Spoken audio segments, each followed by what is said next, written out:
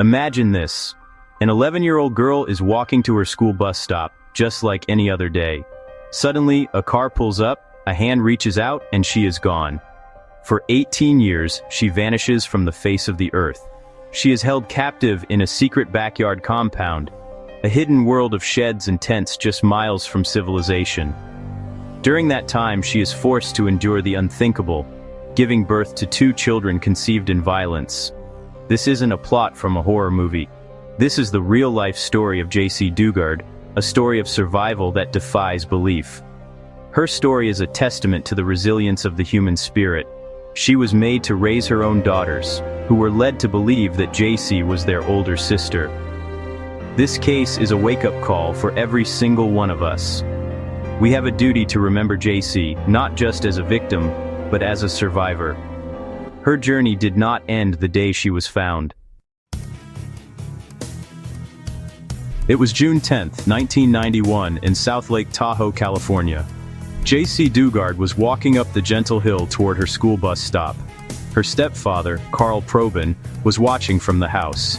He saw a gray sedan make a U-turn and pull up beside her. A man, later identified as Philip Garrido, reached out and zapped her with a stun gun. Carl saw it happen. He jumped on his mountain bike and tried to chase them, but the car was too fast. The initial investigation was frantic. Law enforcement swarmed the area, searching for the gray sedan and the little girl with the bright pink shirt. But the leads quickly grew cold. The Garridos were ghosts. They had driven Jaycee hours away to their home in Antioch. Philip Garrido was a convicted rapist on parole, a monster hiding in plain sight. They targeted a young girl in a quiet neighborhood. For Jaycee, the world as she knew it ended in that moment. Her childhood was not just interrupted, it was stolen. For 18 years, Jaycee Dugard lived in a secret world built in the backyard of Philip and Nancy Garrido's home. It was soundproofed and concealed, a prison designed to keep her invisible and silent. In this hidden hell, she was subjected to constant abuse at the hands of Philip Garrido. The horror intensified when, at the age of just 14, Jaycee gave birth to her first daughter. The 2 little girls grew up in this isolated world, believing Jaycee was their older sister.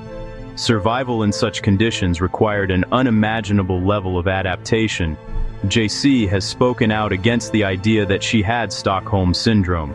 She clarifies that what she did was adapt to survive. Nancy Garrido's role in this nightmare cannot be overlooked. She was not just a bystander, she was an active participant in Jaycee's captivity. Her resilience in the face of such profound betrayal and cruelty is nothing short of miraculous. After nearly 2 decades, the Garrido's secret world began to unravel. In August 2009, Philip Garrido brought his 2 daughters to the campus of the University of California, Berkeley.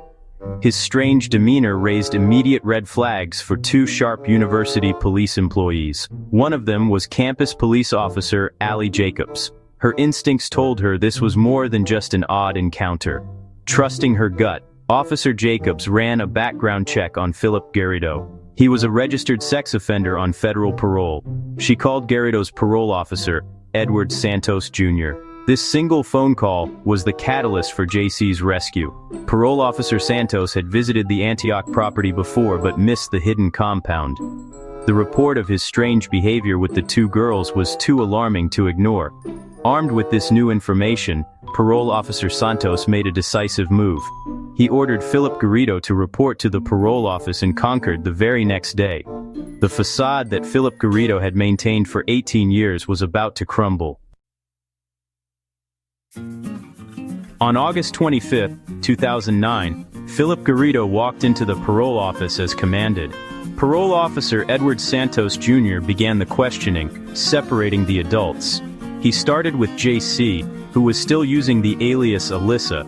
Her answers were rehearsed, sticking to the fabricated story. Santos knew something was deeply wrong. He saw the fear in her eyes and sensed the years of trauma she was hiding. Santos then turned his attention to Philip Garrido.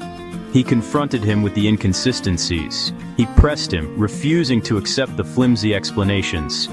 The psychological pressure mounted. Garrido, a man who had controlled his secret world for so long, was finally losing his grip. The turning point came when Santos brought Garrido into a private room. Away from the watchful eyes of Nancy and Jaycee, Garrido's carefully constructed world collapsed. He finally broke. Garrido confessed, "A long time ago, I kidnapped her and raped her when she was a child." The hidden hell was finally exposed. The day Jaycee Dugard was rescued was not the end of her story. It was the beginning of a new chapter. After 18 years of captivity, freedom was a foreign concept. The first step was reuniting with her mother, Terry Probin, and her family. This reunion was a powerful, emotional moment. Jaycee's primary focus was on her two daughters. They had only ever known life in captivity. Jaycee had to be their guide, their protector, and their mother. Together, the three of them embarked on a journey of discovery and healing. Jaycee dedicated herself to giving her girls the normal childhood they were denied. One of the most powerful things Jaycee did was reclaim her own narrative. In 2011, she published her first memoir, A Stolen Life. It was her way of taking back the power from her captors. She has transformed her pain into a source of strength. Jaycee Dugard could have retreated from the public eye forever. But Jaycee chose a different path. She chose to use her experience to help others who have suffered. She transformed her pain into purpose by creating the Jaycee Foundation. The name stands for Just Ask Yourself to Care. The mission of the Jaycee Foundation is to provide support and services to families in crisis. They understand that when a traumatic event happens, it affects the entire family. The foundation helps families navigate the difficult aftermath. Through her foundation and her public advocacy, Jaycee has become a powerful voice for the voiceless. She has testified before Congress, advocating for policy changes. The legal outcome for her captors brought a measure of justice. Philip Garrido was sentenced to 431 years to life in prison. Her work with the Jaycee Foundation is her legacy. In a shocking move, Jaycee Dugard's story is facing a new kind of threat censorship. In January 2025, the Cobb County School Board in Georgia banned her memoir, A Stolen Life. The reason given was that the book was pornographic. This label is a gross mischaracterization of a vital survivor's account.